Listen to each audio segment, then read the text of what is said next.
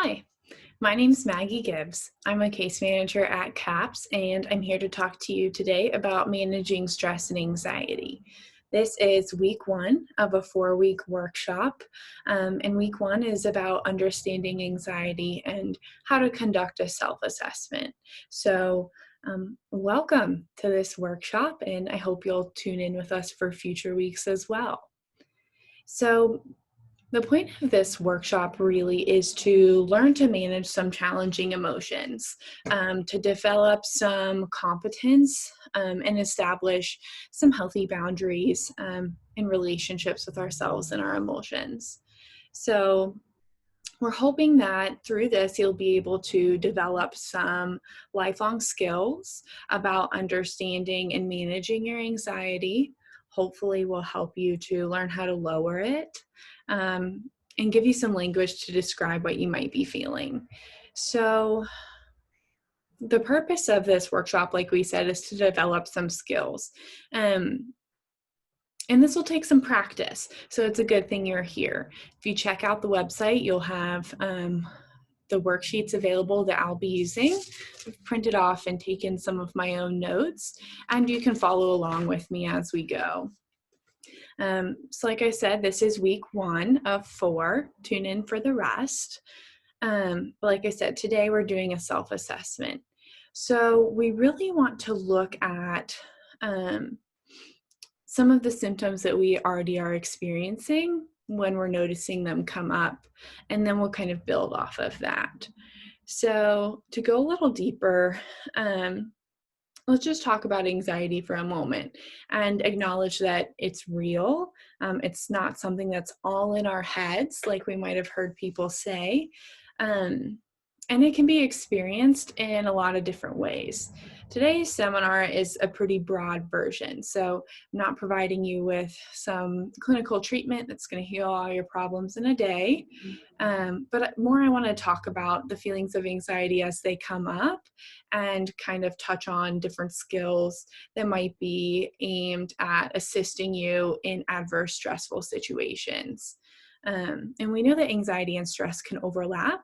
So you might be saying, oh, I don't really have an anxiety diagnosis. Is this for me?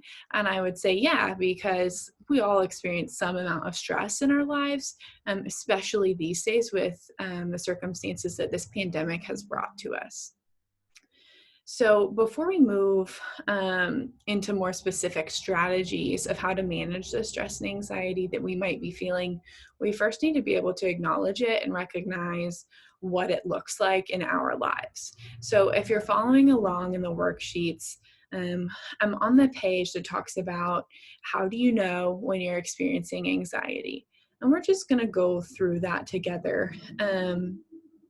Because we know that we can experience anxiety in a lot of different areas. It doesn't look the same for everyone. And so we'll explore kind of what this looks like in these different areas and how to address it. Essentially, we know that a person can experience anxiety on multiple levels. So that might be something physical that you're feeling in your body, can be cognitive, so the thoughts that you're having when you're feeling more stressed, and it can also impact your behavior. So take a moment and think about, what your anxiety looks like in those different areas. Starting with physical, I know I notice it myself very often in my shoulders and my neck. I notice a lot of tension here. That's where I feel sore. That's kind of where I carry my stress. Sometimes I get stress headaches as well. I don't know if that's something any of you've been familiar with or have experienced. And we also hear about people experiencing stress in different parts of the body too, like GI distress, having an upset stomach, things like that. So take some time to think about how does it show up for you in your body, and if you're not able to think of something right off the bat, that's okay. Maybe notice it, try to pay attention to what sensations you're having for the rest of the day and see if anything comes to mind. And you can apply that to all these sections. So the next prompt on this worksheet is our thoughts. How does it come up in the thoughts that you have? One thing that we see pretty often are thought patterns that are all or nothing thinking or black and white thinking. And these are speaking in some more cognitively rigid thought patterns. So this might sound like this is never going to end. I always mess things up.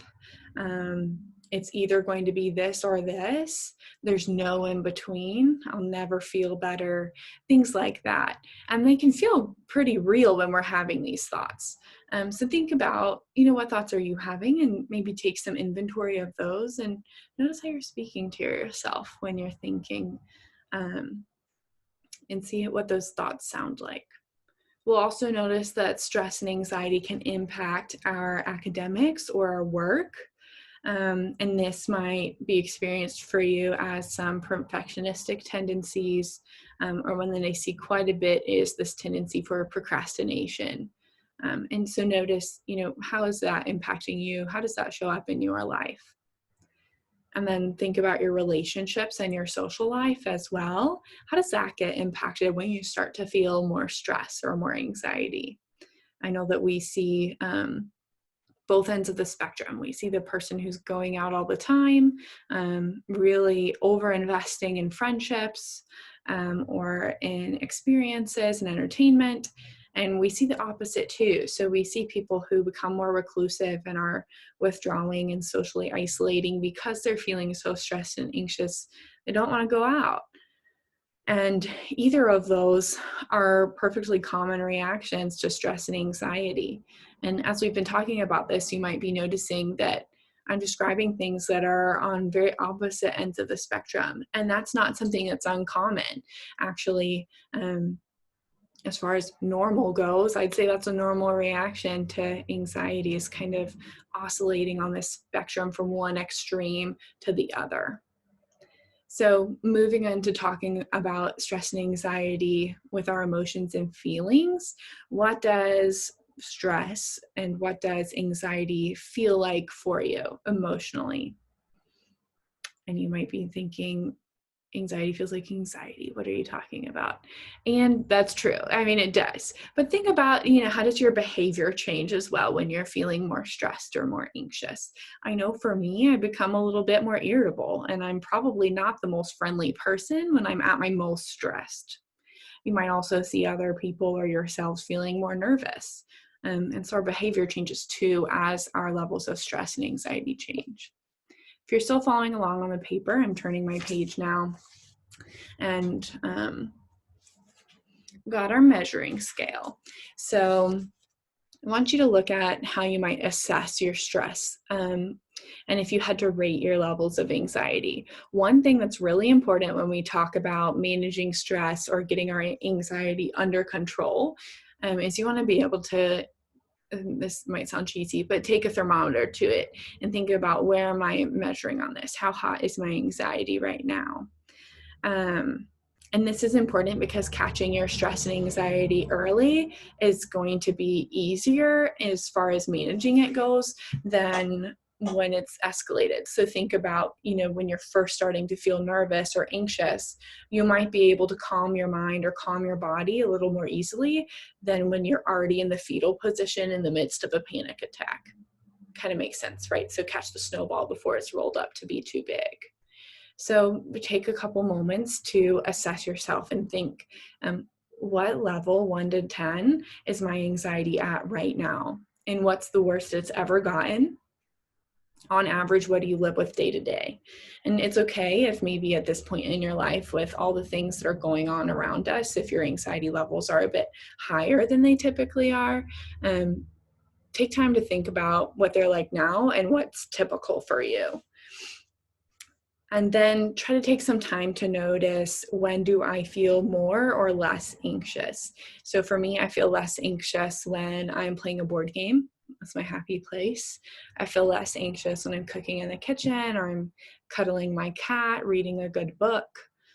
And then take a few moments to think about, what are some warning signs, early warning signs for when I'm starting to get more stressed or more anxious. So think back to some of those symptoms or those sensations that we noticed earlier. So maybe if I'm noticing that I'm starting to withdraw from my friends, that might be an early warning sign. Before my stress has gotten too high, I'm noticing this change in behavior. And then think about what are some advanced warning signs. So this is when it's progressed. What does that look like, and how's it different from your initial warning signs? And then it can also be really helpful to think about some anxiety triggers as well. And so when I say triggers, I mean, like, what are some things that you can pinpoint as causes for your anxiety? So I know a really common one for folks is overconsumption of news and media, especially in light of what's going on now. You're not going to change the world or become safer by consuming 2-3 hours of the news on TV or reading articles. So staying informed is important, right? But sometimes when we're over consuming those things, it just bombards our mind and we become more stressed and more anxious. Think about what that looks like for you. I know another trigger of anxiety for me specifically is parallel parking. I just can't do it. I've really tried to learn it, and every time I have to come to a parallel spot, I can feel my heart starting to race and I can feel the tension. So I know that that's a trigger too. And you might notice there are some triggers for anxiety that are more trivial, and then there are others that are more serious. And that's okay too. They can run a whole spectrum as well. And then I'd also encourage you to think about, what theories do you have for anxiety in your life? Why do you think it's there? Personally, I think of it as my blinking check engine light, and it tells me that something's going on, that something bigger might be at play. And so for me, I try to think of it not in a way of blaming myself for feeling anxious, but approaching it with some curiosity and asking myself, why am I feeling this way? And what else is going on? So I'm moving to the back of the worksheets now, if you're still following along. And this last part is asking you to think about, what do I do now to manage my stress and anxiety? If you've made it this far in the video, I'm really glad you've stuck around. And we're going to go more into some skills of how to manage your stress and anxiety in our future videos. But before we start giving you all of these strategies and plans, take some time to really think about what you're already doing to cope, because you are doing something. You just may not necessarily notice it. So pay attention as you're going throughout your week. What are you doing to cope when you're feeling stressed? And then maybe think about some things you might want to try. So what are some things that you've heard of, you've always wanted to do, but you've never tried? Maybe what's one thing you'll apply this week to do differently?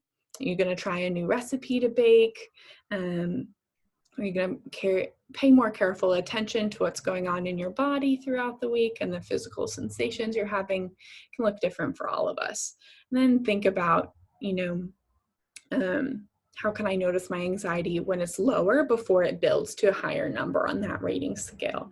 And if you can, take some time to imagine what your life might look like when you're feeling less anxious.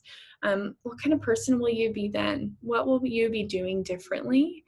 How will you be thinking differently? What impacts do you think you'll be able to see when you're feeling less anxious?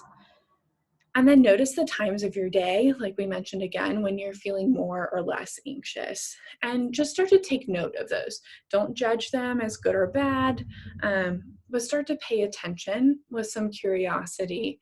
And as you start to tune into yourself, and notice what's happening around you, you're going to be able to catch your anxiety earlier, prevent some of those meltdowns that I know we all have from time to time, and come back next week and the week after for our next few sessions on how to calm your mind, how to calm your body, and some really practical strategies to create a lifestyle that's conducive to managing stress.